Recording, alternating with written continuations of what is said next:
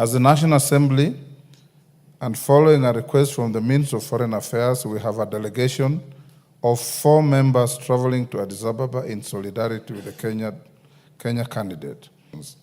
I'm also aware that other members of the National Assembly will be traveling to Addis Ababa as part of the leadership and citizens of the country in solidarity and support of the candidature of the Honorable Raila Odinga. Indeed, in line with the provisions of standing orders, I have received around 40 notifications from members intending to attend the activity.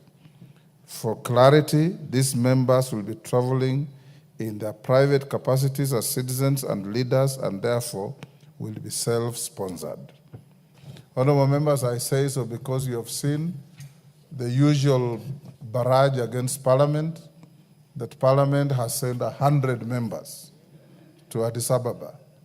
We can very well even all go if we can be able to sponsor ourselves. But Parliament doesn't have the resources to sponsor 100 members.